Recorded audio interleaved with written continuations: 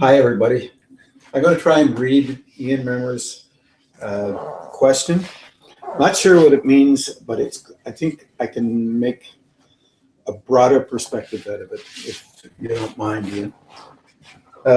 He says, most people are familiar with heredity genetics from your family tree dictating how your own genetic makeup will be. That's the song and dance that we normally are involved with, right? If direct ancestors also readjust their DNA through living in particular circumstances, some of the stuff that you guys are reading and the book that we're reading in our book club, in other words, life affects the DNA as well. Making sense? Anyway, how does the idea of past lives not connected to a hereditary bloodline affect the individual? Okay, interesting question. Not sure I have a great answer for it, but interesting question. Does a hereditary work more on the physical level and past lives from non-hereditary work more on the energetic level? Sort of yes, sort of no. So let me try and explain what I mean by that. Now, remember, this is from my perspective. You use your own brains to try and figure out how it makes sense to you, right? This is very important. When you're dealing with internal growth, you got to come from the inside out, not the outside memorized and engaged with. Fair enough? We've done that for thousands of years. We've got to do it from the inside out. It's the only way that you can actually make contact with something that's real, is by being real in there and perceiving in there a certain level of reality. So, in a kind of a way,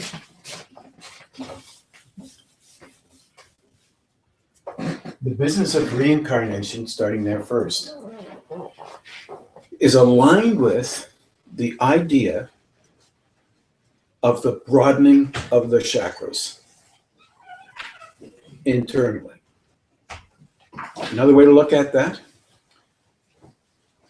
the ability of the physical, emotional, and mental systems to handle an increased flow of energy through an individual who is changing.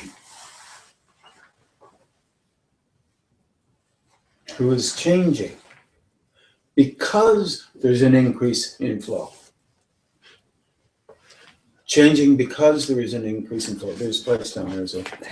So really what you're dealing with there is that every time there is a change internally at a soul level, so you could talk about that in terms of the soul body, if you want to call it that, the Zephyros or the chakras. If there is a change in any one of those centers or chakras, through which energy goes to give you life, because that keeps you alive, the energy that flows through those centers keep you alive. In relative circumstances, physically, emotionally, and mentally, you come in here through a system that is related to your parental background, whatever that is. Then you have the circumstances in which you live. And how you make sense of those circumstances based on what you're told is real or not real. You mimic the teachers of that, and you become them in a particular manner until you're mature enough to begin to broaden that out a little bit and say, that may be okay, but it's not exactly how I want to be. And you start this really early, reflexively in teenage years, going up against the authority. The authority meaning anything that tells you what to do. Even you. If you tell you what to do and you decide you don't like it, you don't want to do it. So you can change your mind all the time, and you do. However, what you're really doing is reading internally how your parental background functions. And you do that from the beginning of your existence here on the planet. You do not understand that you are reading unconsciously energies coming towards you and acting them out. So it's not uncommon for a person to act like a parent or parents and not know it. Not know it because it's an unconscious reflex, and on the external, in the external aspects of your expressions, personality expressions, you see a small amount and you're impacted on by your teenage years, and you don't want to be like your parents, teenage thinking or smart thinking. But that influences you as you're older as well, but on an unconscious, in an unconscious manner.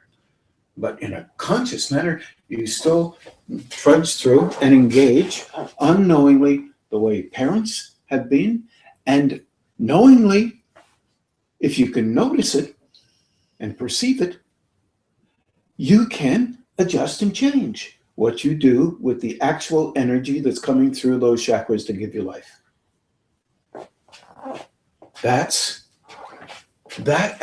Those acts affect how energy moves in your physical body, chemistry moves in your physical body, emotional system reflexes and reacts or not, and the mental system can broaden out in stages of broadening. This all affects your relationship with not only your parental background, even if they're not even here, because the parental background lies inside of you. So you affect it, and it's still affecting you, but you're trying to do your best to engage with it in a more conscious manner. That is a most wondrous way of understanding what the DNA, or so-called DNA, does to you from your parental background. That last part I'm not sure you got. In other words, the influences that your parents have with their personality on you affects you, right? Does that make sense? If you think that this impossible mission is something that you would like to engage with, it's called Mission Impossible, then you can attempt to adjust your reflexive engagement or your reflexive manner and begin to make sense of things slightly different than you could before. That means change. Any change in a structure affects how much energy can go through a center or a chakra or a zephyr. Any change affects the internal structure. So if you have a propensity to respond angrily, which, by the way, how many people have ever responded angrily? And you affect that by reconsidering a response, and you notice it's still in you, but it's not coming out of you, then you can turn internal and use energy, because energy is coming through you for that purpose. Use energy internally by using a mental form or an emotional form, a simple increase in flow, and asking that that flow be helpful to what's already there. Kind of like this. If you have a form and it looks something like that when you're intense, right? An act of flow will do that.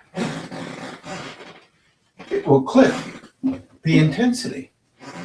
One tiny little smidgen of outside influence, meaning, what? Are you weird or what? What do you mean by that? Will increase that response.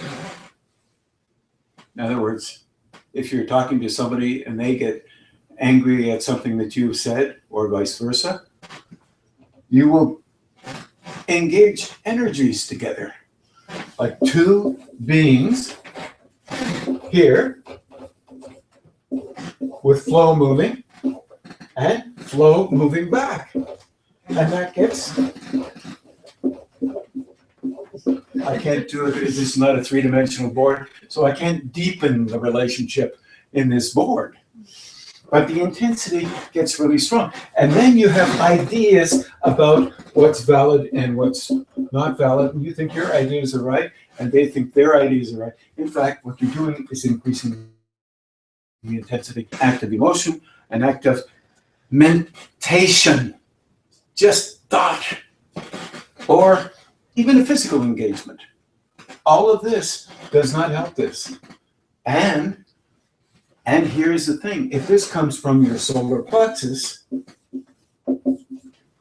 I'm mixing solar plexus and DNA and all that sort of stuff, Ian. If it comes from your solar plexus gets larger for intensity as opposed to larger for the ability to have energy flow through and your capacity to handle it better. So if you soften down these high intense responses, more energy can come through there in a gentler way. But you have to learn when it does come through how to calm you down, because your practice, your muscles are, when this is responding quite strongly or more open, you're used to engaging with intensity. So the first thing that happens is intensity shows up and you go looking for a spot to lay it. And this you learn from the time you're coming into this world. This is the protective nature of defense. And the non-exaggerated, a little bit exaggerated, response, because there might be something in it, and therefore you should be fearful, therefore your defense is justified and valid. Even if it never happened. It could have. The tremendous amount of anticipation. Nothing is negative in this. This is just constructed systems. They work this way. That's how they work. Now, on top of this, most interesting, you are complex beings. Everybody is. Very complicated. On top of this, here's the interesting thing. I'm a being of consciousness. Ignore the purple. Maybe I better do it this way. Can you see it better or not?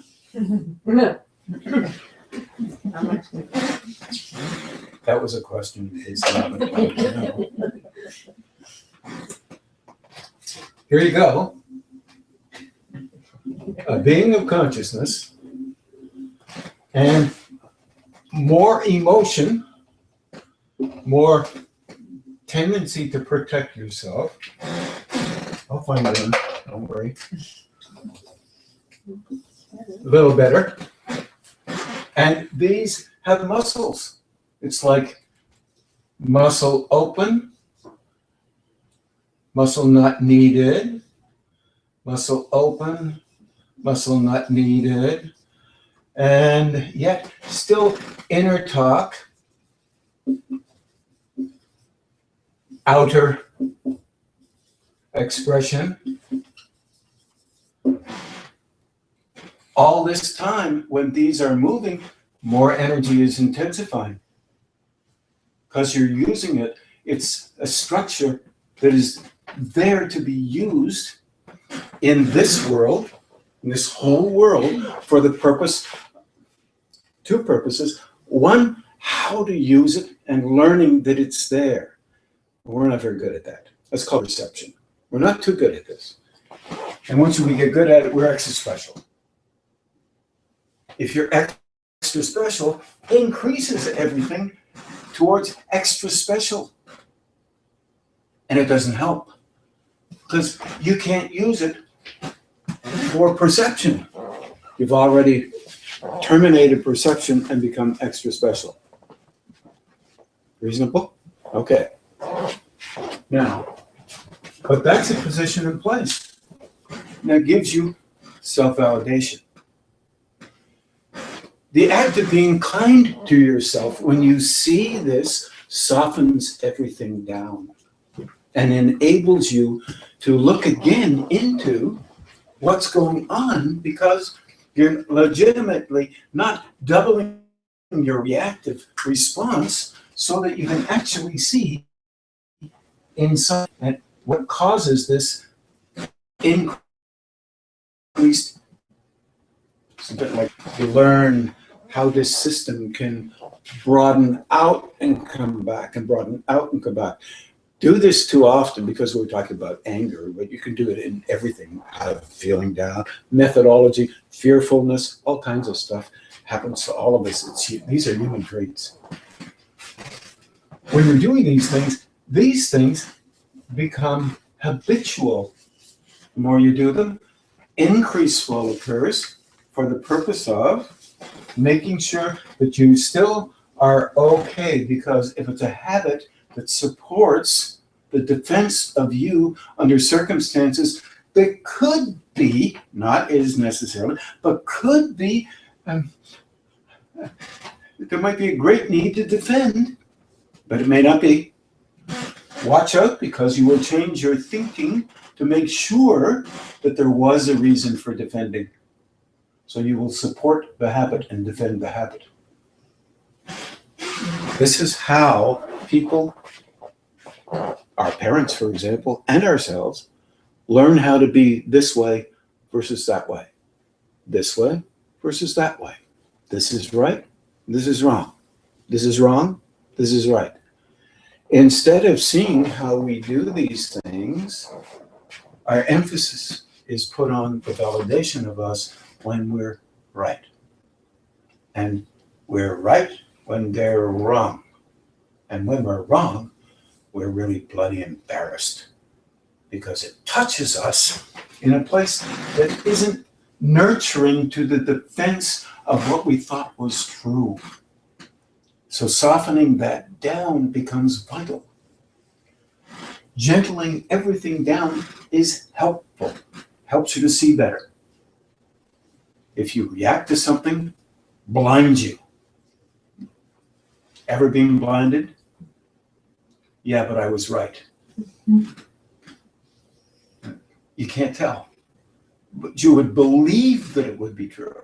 Now, this has a tremendous effect on the structure, the internal structure, on how your cells are made and remade, part of the relationship that we all have with remaking cells all the time.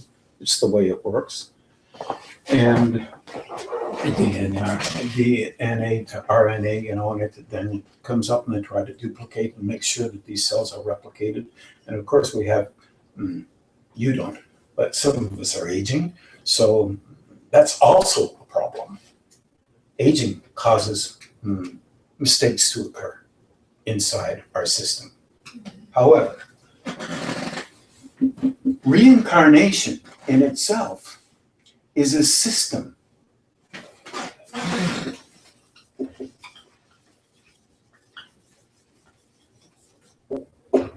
And karma.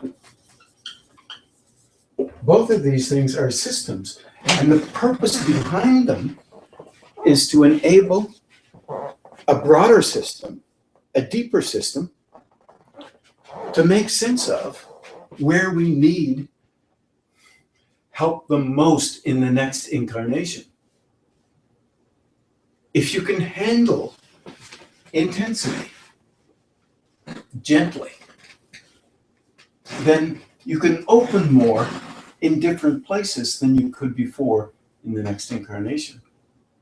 Does that make any sense to anybody? Means if you can handle more flow through a chakra, a center,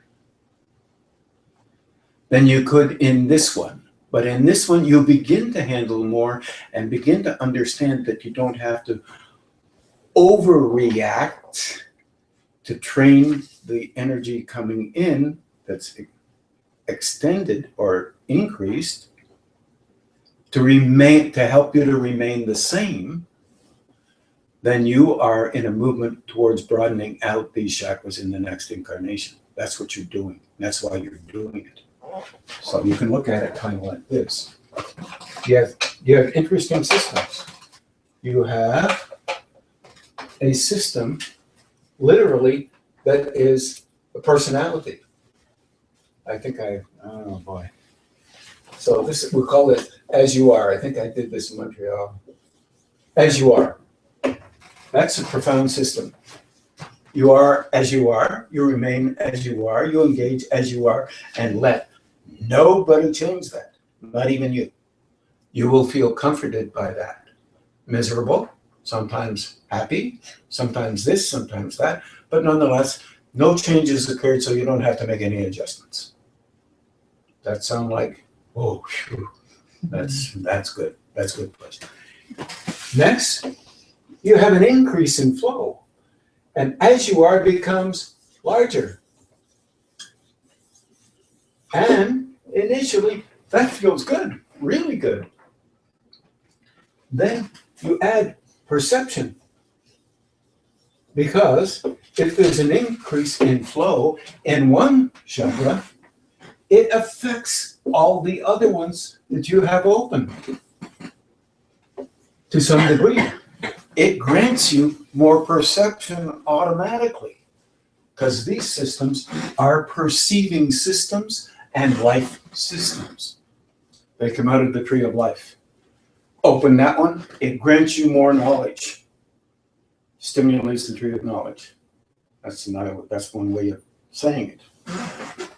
It grants you an increase in understanding about yourself. Instantly, you defend against that. Don't believe me in this. Think about it yourself. You have an increased flow of consciousness, conscious awareness, and you begin to note things in you never saw before. Or you note things in you that you saw before, and you're not comfortable with them because they seem to be so intense. And they're not as comfortable as they were in the very first one, as you are number one. Then you begin to make sense of it, and you even soften down some of these things. And you do that because it makes better sense to do that. You're getting insight from inside you, the internal world of that universal flow, or say of those energies that are coming through these chakras or valves or the soul vehicle. And suddenly, with more perception and the softening down as you are or as you were now, begins to be like this.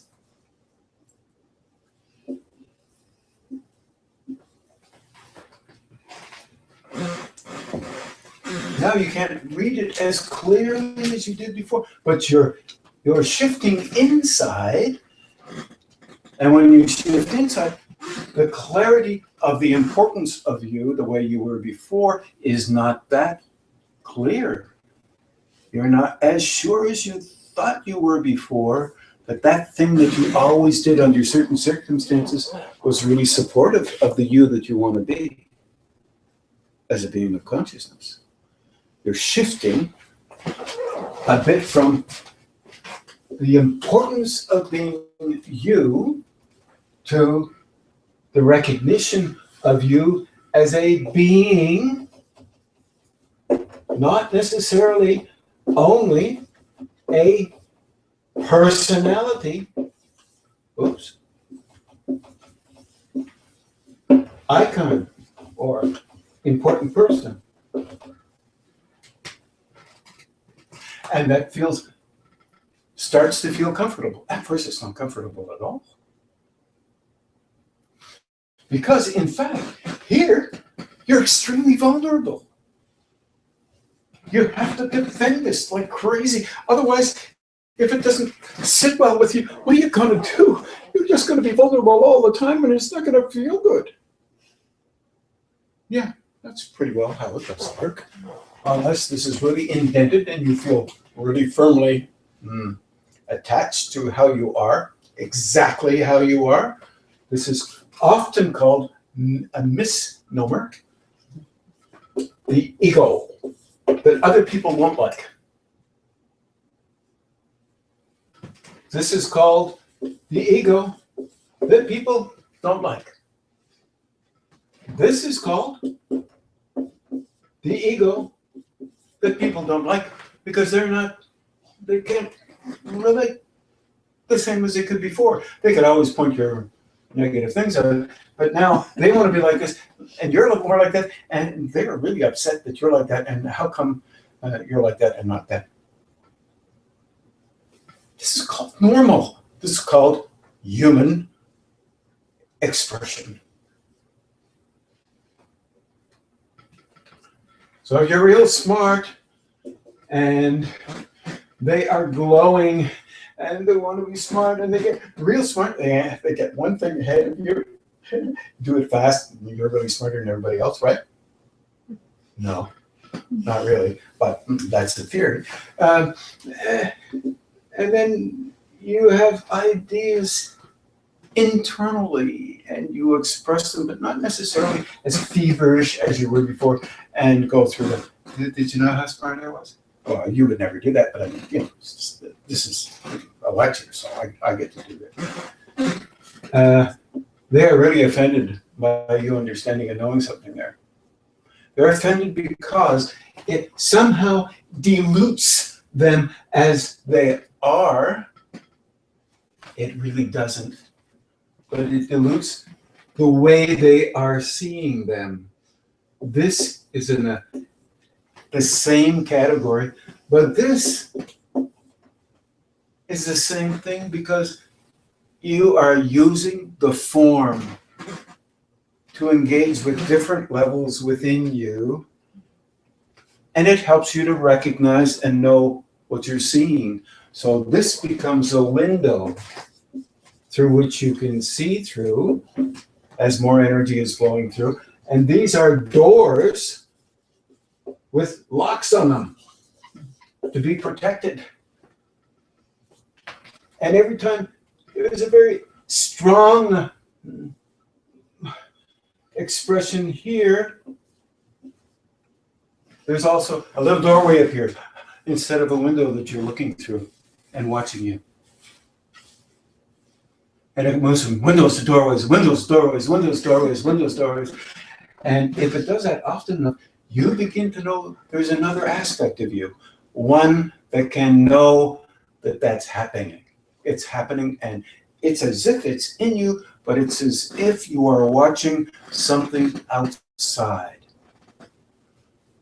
So a lot of people call it the observer mode.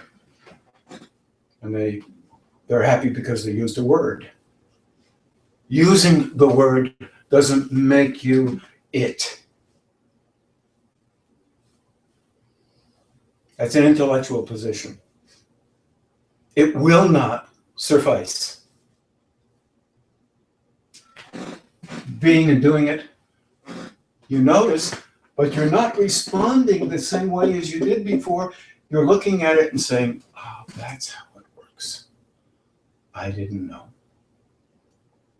That's different than saying, well, you should be like that, I'm like that, you should be like that, this is the way it is, and that's the way it is. And you see, that's the elongation of these initial structures.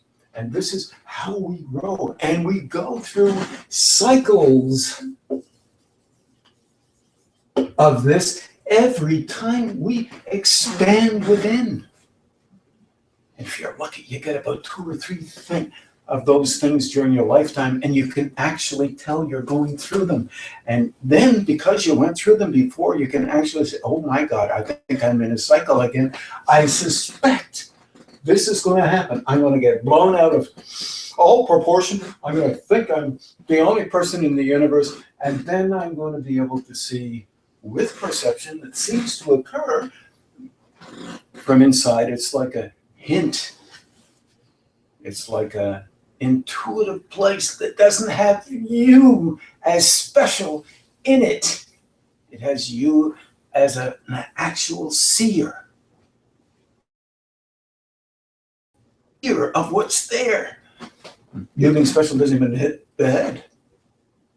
And that means you can engage with more than one plane at the same time. You're seeing the plane within and the plane without. You're seeing the inner world ever so slightly, and the outer world a lot less tenaciously, as if you saw the world tenaciously and you were there only to judge it. These are really interesting ways of seeing the personality's engagement with existence at this level, and the learning of it to see it at a different level, and in seeing through the personality at another level, there is a kind of forgetting that you are on this level, even though it's not a memory. It's a recognition that you're on two levels at the same time. This level here and this level here. And it turns, and you're watching both. Oh, flow's coming in there. I don't know what's going. Oh yeah, that's how it affects my personality. Oh, okay. Oh, when I saw that, it increased more flow. And now I responded like this, and it softened down the flow. And then, oh, so that's how that worked. Being perceptive doesn't cross your mind. You're more engaged with the inclination to note what's occurring. And then you begin to realize that the business of reincarnation underneath this ego drive, the memory orientations of what these words have to mean for you to be right, is something different. Reincarnation is there for you to move into a state, ultimately, through the practice in lifetimes, into a state of being able to handle more flow in a broad way. And it's not comfortable often, and it is also comfortable often. Karma is an effect of more flow coming in and you not being able to handle it, or being able to handle it. You need to be able to be helped more to handle that in a particular manner.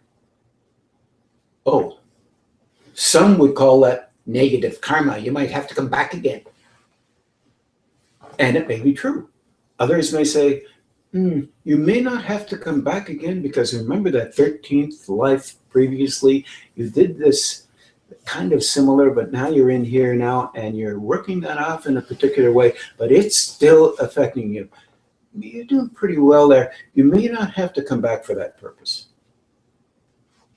But it's not based on the invention of a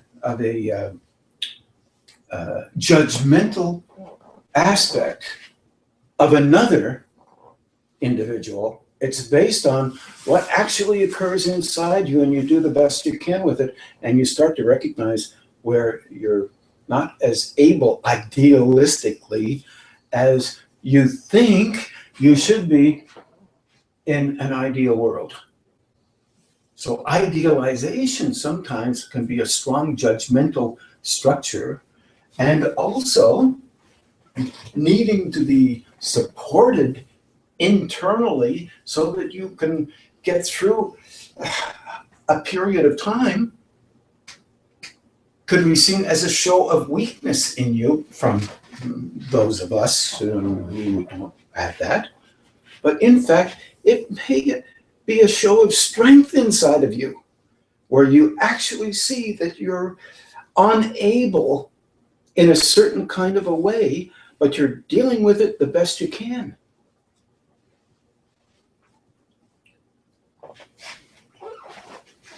That is seen within, it isn't seen without. And that level of inquiry cannot be seen outside. It is seen, let's say, legitimately seen perfectly outside. It can only be seen within in relationship to these structures and how they can open. And remember, when any chakra opens, it affects every other chakra. So you could have been a yogi in a previous life with energy moving up your back or down from the top in any manner.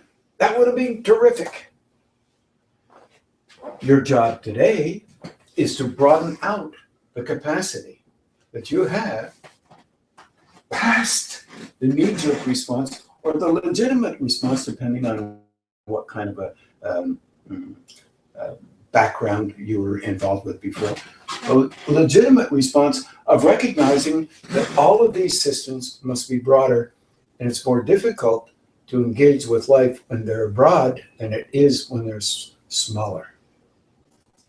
So you have no idea how difficult it is for a person with tremendous intensity, how difficult it is for them to engage emotionally. And you have no idea how proud they are of engaging with it emotionally. You only have an idea of how you do things.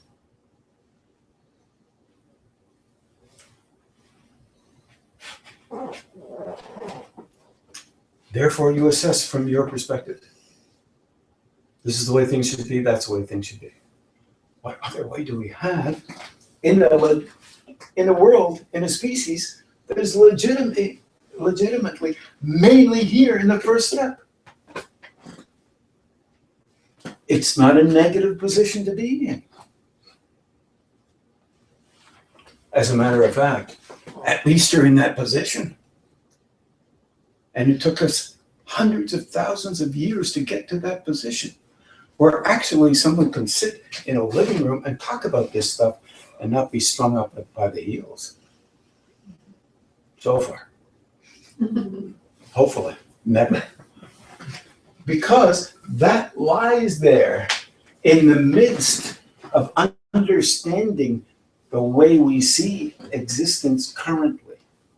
It lies there to be noted again by anyone who experiences these structures as they manifest. As they manifest, consciously, not unconsciously. In my view, this covers a good part of Ian's question. In Ian's view, it may not. I don't know, Ian. It's probably not what, because I'll repeat the question. Most people are familiar with hereditary genetics from your family tree dictating on how your genetic makeup will be. Genetic makeup, right? Also based on amount of energy coming in and how these genetics work and how they're affected by the circumstances that are all around this individual who comes in as a child. If direct ancestors also readjust their DNA through living in particular circumstances, in other words, they may adjust theirs as well. I would have liked the question, can you adjust your ancestors' propensities by attempting the best you can to adjust your own currently? I would have said, with great respect, I say yes. But remember, you are defending their way of engaging unknowingly.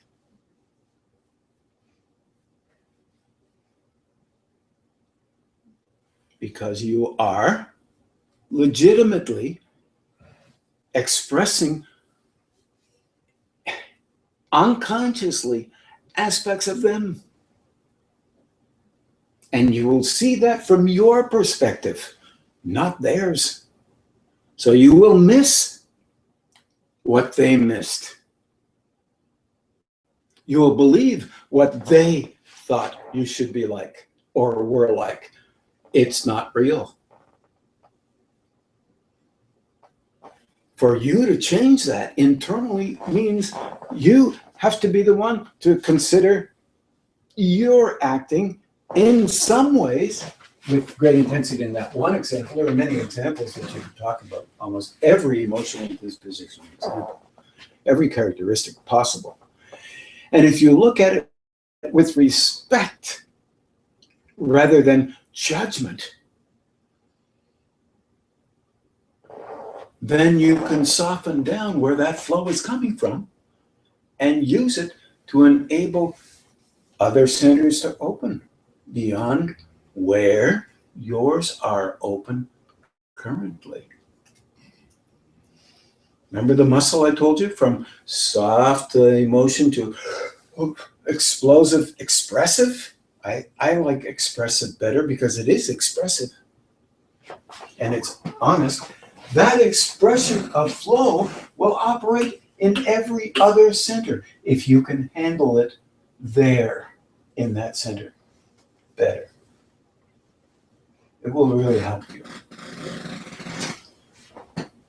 Being kind to yourself is extremely valuable, but also being kind to the ignorance of your ancestors, the inability that they have to understand how they're functioning. If they have no ability whatsoever, none, how can you blame them for anything? Well, it's easy to blame whatever. You might be very proud of how you blame. Boy, that's a hard one to overcome. If you overcame that, your whole system would be subjected to growth. Uh-oh. Now what happens here, Ian? If direct ancestors also readjust their DNA through living in particular circumstances, as I said, I would have liked that if you readjust your own system, you enable them. They're still a part of you. Mm-hmm. You're adjusting that part. It influences back into them. That's helpful. They couldn't help, but you can. How does the idea of past lives not connect to a heredity bloodline, not connected to a heredity bloodline, affect the individual? What do you think about that? I'm not sure I understand what he's trying to say. What do you think? Anybody still awake? Yep. Okay, just checking. Want me to say it again? Yeah. If direct ancestors also readjust their DNA through the living in particular circumstances, remember the effects of circumstances affecting the DNA, how does the idea of past lives not connected to a hereditary bloodline affect the individual? How does the idea of past lives not connected to a hereditary bloodline affect the individual? What do you think about that?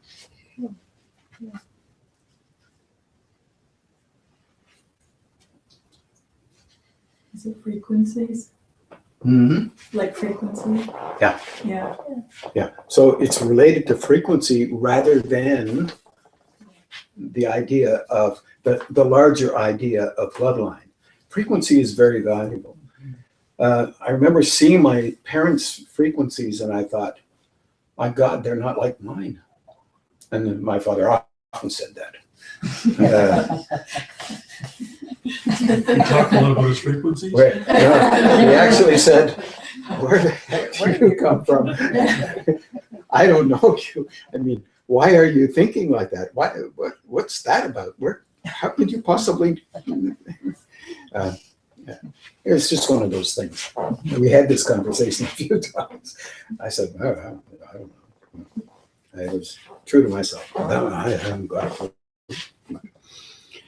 How does the idea of past lives not connected to a hereditary bloodline affect the individual? So what he's really saying there is you may have had incarnations that would not be interactive with these bloodlines that you had now.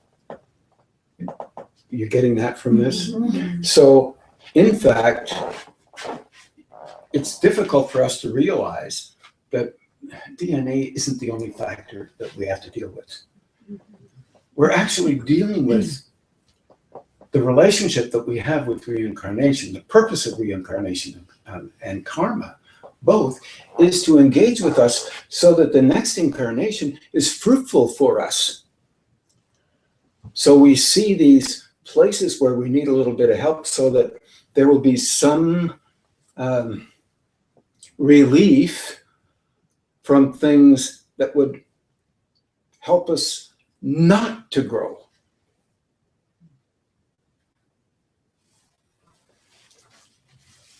Some relief from things that we have within ourselves that would help us not to grow. In fact, through conscious awareness, because the whole growing process is related to conscious awareness. Ultimately, we become aware of this flow operating through us for a purpose that has to do with an increased flow of energy from another plane coming through to help this plane. If you can remember that, that might be helpful. If you can perceive that happening once or twice in your lifetime, it might be perceived like this. Whoa, what was that? No answer. Your legs are shaking, or your palms are wet, or your armpits are juiced, and you're a little bit on the verge of, oh my God, am I sick or what? What happened there? That's it. Nothing else. Well, we know that's not the right thing, and that shouldn't happen like that, don't we? Because we surely must have an idea of how that works. No, we don't. We don't have any idea. It's like that guy I told you about in the 3 or 4 of us were in a car, and this guy was looking for his old teacher. Now he's much more superior. Oh, sorry. And he was acting like that. Anyway, it would be normal for anybody to act like that when they're feeling vulnerable around an old teacher, right? They put on a little flat. No, not really, but it could happen that way.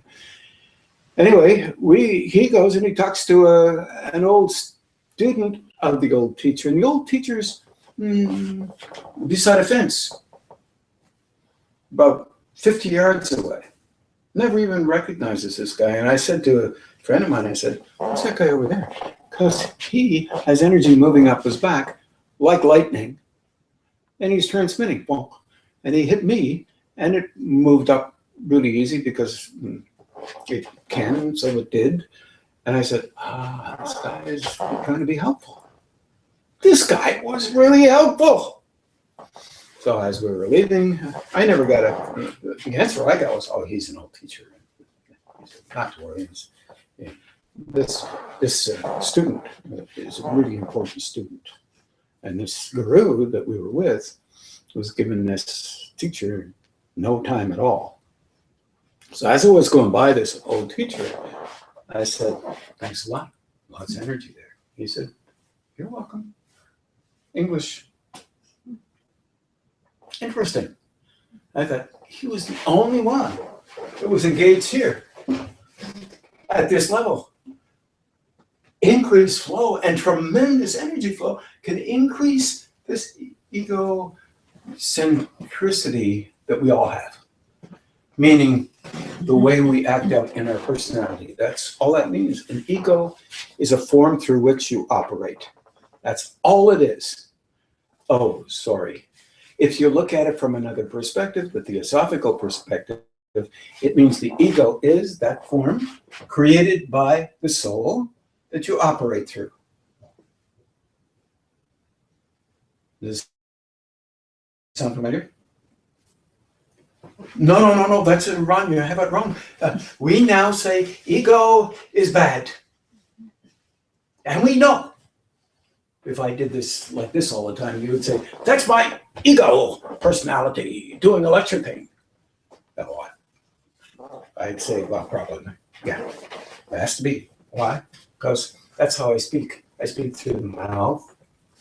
You hear through the ears. Or you speak through your mouth and think it's great. Or I think I gave a great lecture and I'm thinking, oh, geez, that was a great lecture. And I said, oh, that's full of shit. Oh, pardon me, I'm not supposed to say that out loud because that's spiritual, right? But the engagement with these things are legitimately normal. If you don't have a personality, you don't engage. However, this is tricky because the personality is not only manifest at this level, it's manifest as a form through which you engage. Not only at the personality level, but at the soul level. You have to think about this one. Please, you have to think about this one. Because even when you're the dreamer, even when you're the person who thinks you're extra special because you belong to this or that or this or that, that's the process through which you engage. That's your personality. You, as a being of consciousness, is not that thing that you're expressing as a valuable entity. You are a form through which you can express. It doesn't think you're valuable or not valuable. It expresses through that. That being of universal consciousness expresses through you as a form. Neither good, neither right, nor wrong, up, down, that's the form. Am I making any sense in this? So this is a complicated question, more complicated than it needed to be, but nonetheless.